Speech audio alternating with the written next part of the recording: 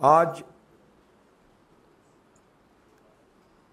जिस वक्त ये खबर आके पहुंचे कि हमारे अभिषेक मनु सिंघवी की अगुवाई में सुप्रीम कोर्ट में जो कानूनी लड़ाई हम लड़ी थी उसमें राहुल गांधी जी की राहत मिले, तब सही महीनों में हम सबको अंदर एक खुशी की लहर बह गए। सदन में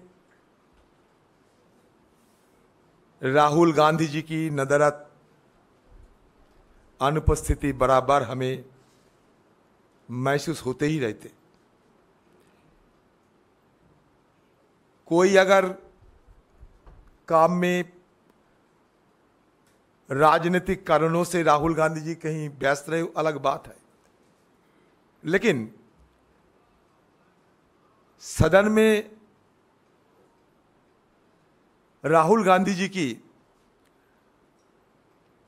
आने में पाबंदी, सदन में आने की अधिकार जब से छीन लिए गए थे तब सही महीनों में हम लोग बड़े दुखी थे।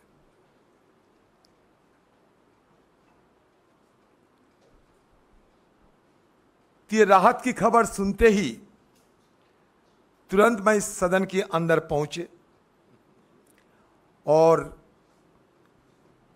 पॉइंट ऑफ इंफॉर्मेशन की हवाला देते हुए पीठ में जब हमारे चेयरमैन राजेंद्र अग्रवाल साहब बैठे थे तब उनके पास बात रखी कि सुप्रीम कोर्ट से राहुल गांधी जी की राहत मिल चुके हैं, अब सारे पाबंदी हटा के जल्द से जल्द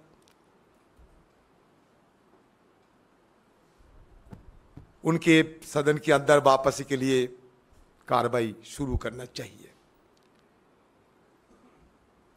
उनकी सदस्यता जिस त्वरित गति से संपन्न हुई थी, आप सबको जानकारी है कितनी त्वरित गति से उनकी सदस्यता खारिज हुई और उसके साथ साथ मकान भी खाली करवा गया। जब ये दिल्ली में लुटेन में बीजेपी वालों को कितने सारे नुमाइंदे सालों साल अपने बंगला में विराजमान रहते हैं, वो भी सदस्य ना होने के बावजूद, लेकिन वो परिवार जिस परिवार हिंदुस्तान को तीन प्रधानमंत्री दिए हैं, जिस परिवार हिंदुस्तान के लिए एक नहीं दो बलिदान किए हैं, उस परिवार की सदस्य राहुल गांधी जी को मान लीजिए धक्का मारते हुए उनकी घर खाली करवा गया। इस तरीके की वेदना निर्ममता साथ लेकर हम लोग चलते थे, लेकिन भरोसा तो थी कि आज नहीं तो कल सच्चाई की जरूर जीत होंगे, और वो आज हुआ है। हिम्मत ना खोना, सिर्फ आगे बढ़ते रहना। जो कहते हैं ये तेरा बस की नहीं, उन्हें कुछ करके दिखाना, यही मकसद लेकर चलते चलते आज राहुल गांधी जी की सच्चाई साबित हो चुके हैं। सनद रहे कि हमारे देश की और सभ्यता की सबसे बड़ा पहचान होते हैं सत्यमेव जयते। आज जीत हुई सच्चाई की। हिंदुस्तान की करोड़ों की आम लोगों को आशीर्वाद, दुआ, समर्थन राहुल गांधी जी की सबसे बड़ा ताकत थी।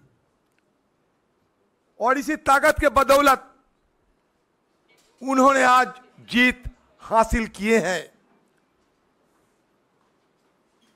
अभी सदन की अंदर जाना बाकी है। स्पीकर से मुलाकात कर चुके हैं मैंने,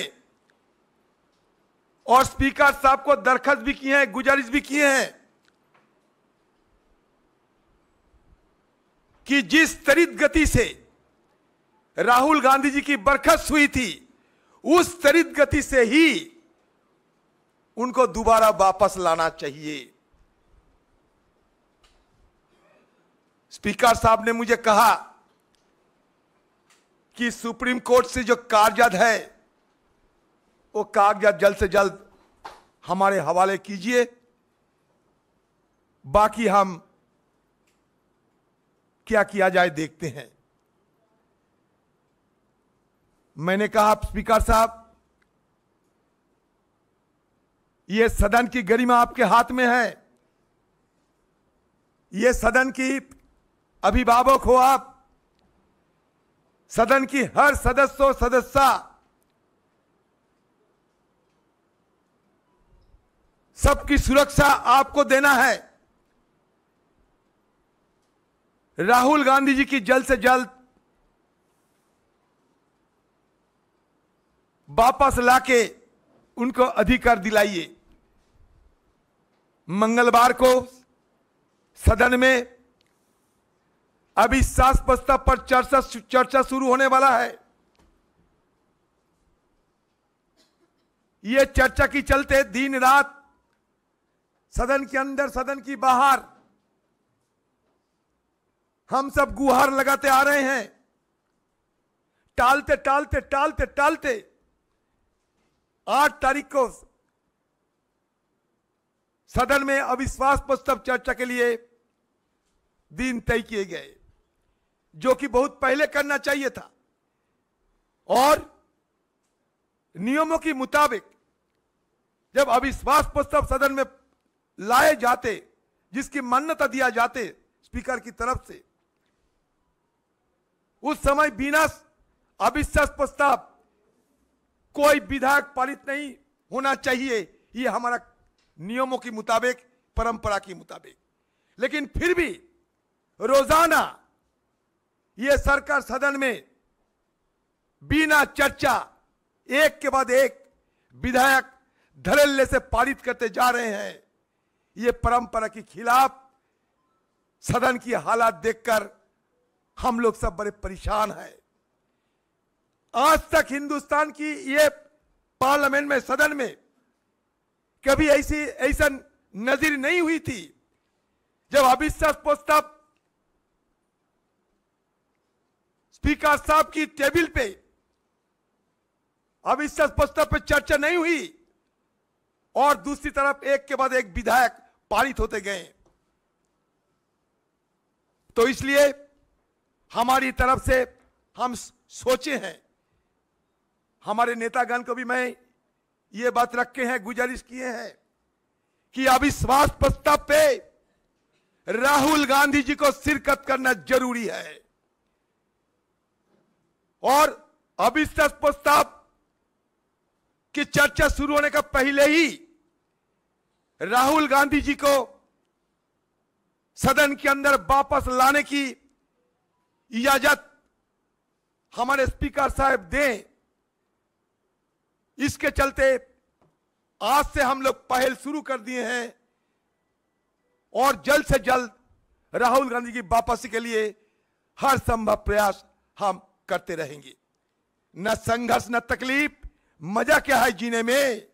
बड़ा बड़ा तूफान थम जाएगी जब आग लगी हो सीने में।